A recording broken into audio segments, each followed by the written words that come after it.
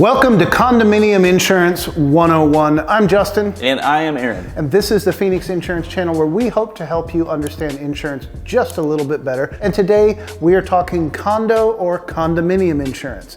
To preface this conversation, this is the place that you're buying. Renter's insurance is a different conversation. So if you're buying a condo, that's what we're talking about. And specifically, if you're buying a condo where the homeowners association is going to cover the exterior of the building, correct, we are talking about insurance for what we call the studs in. That is condo coverage. Absolutely. And it is a homeowner's policy with a different name and some different coverages. But so we start, as we always do, from the top of the declaration page and then move on down to tell you what you might see. If we start at the top, we start with the coverage for your condo itself. When we say studs in coverage, we're talking about the drywall in, the finish out of the condo. Now, the challenge with condo coverage is there isn't a standard number for finish out of condo. You could have an economy condo that looks like my first one-bedroom apartment, or you could have a condo that looks like a palace in France. You have to decide what it would take to build that back should you have a fire, flood, or something else that damages your property. Most of the time, the insurance company is telling you how much coverage you need to carry. But in this case, you've got all the power. You decide. But with great power comes great responsibility.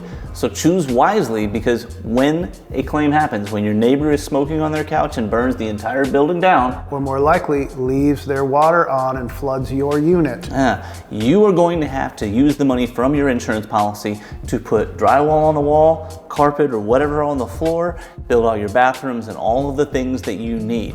It does add up very quickly. So don't just choose the cheap coverage. Absolutely. The next coverage we're going to be talking about on your condo is your personal property. That's everything from your socks to your paintings on the wall. That's your stuff. And this also is a number that you get to choose. Now, generally with a condo, for the most part, it's going to be a percentage of coverage A, but it doesn't lock you in at that. You can go higher, you can go lower. So the way I like to think about it, and the way you should think about it, is if you came home today, everything you owned was gone. Everything from your favorite pants to your least favorite shirt. How much money is it going to take for you to get back on your feet again? That's the number you have to choose for your personal property. Remember, on personal property, you mentioned your art on the wall, but there are limitations to personal property coverage. I was talking posters, but please.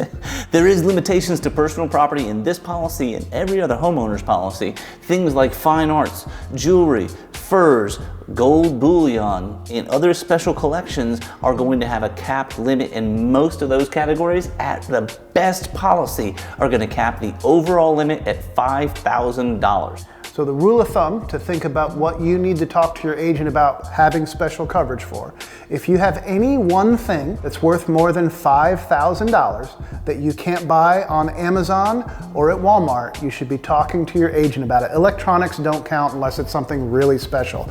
But in general, find things that are collectible, things that really have value. You want to talk to them about. You can kind of buy anything on Amazon or Walmart these days. I guess that's true. If it's got a subjective value, if you're not going to be happy with just what you can find with a quick Google search online, then you better make sure that you're talking about it. And anything that falls in this category, absolutely, be talking to your agent about it to make sure that you understand what you don't know. The next coverage you might find is loss of use coverage. So this is again, an important one. Yeah, going back to your neighbor who flooded your condo, if you have to be out of your condo due to a covered loss, the loss of use coverage is the maximum amount of coverage that the insurance company is going to pay to put you up in another rental somewhere, hotel, long-term, short-term rental, plus all the additional food and grocery expenses that you might have that go into not having access to your normal kitchen, your normal routine, your normal grocery store, things like that. So all those additional living expenses beyond what life would normally be are covered under loss of use. So make sure you have the right limit.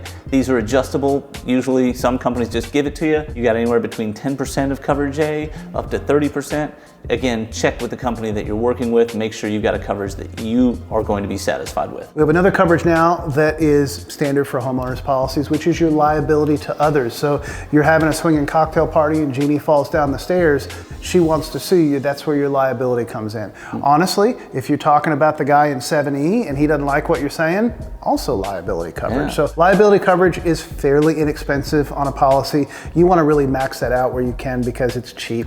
$500,000 might be $75 a year. Another coverage that dovetails into liability is actual medical payments coverage. Most policies is going to automatically give you maybe $500 in medical payments. You can increase it up to maybe $5,000, maybe $10,000, depending on your state and company. The medical payments, think of this like go away money. So Jeannie falls down the stairs and $10,000 will make her not sue. There you've got that coverage to make sure that she goes away. Now we talk about some specific condo coverages, and these are ones that you really want to think about. Number one is going to be an assessment coverage. So when you are in a condo, you have responsibility for common areas, whether that's the roof, the playground, the pool, or whatever. And when things need to be repaired or deductibles for that homeowner's policy need to be paid, you can be assessed for that as a condo owner. A condo policy can have assessment coverage on there as well. The assessment coverage, keep in mind that the assessments are for things that would be covered within your condo policy. So if the HOA decides they want to put a new fence up because the other one is old, your assessment coverage will not help pay for that. But if the hailstorm comes through and destroys the roofs of all of the condo buildings and they have to pay a $25,000 deductible, like you said, there your assessment coverage is kicking in. So assessment coverage, very important one. Right. Condo insurance is a tricky insurance because there's a lot that's kind of up in the air. Make sure you're working with a good agent. Hope this video helped you a little bit. And please, if you have any other questions, leave them down below. Make sure you subscribe and come back and see us next time.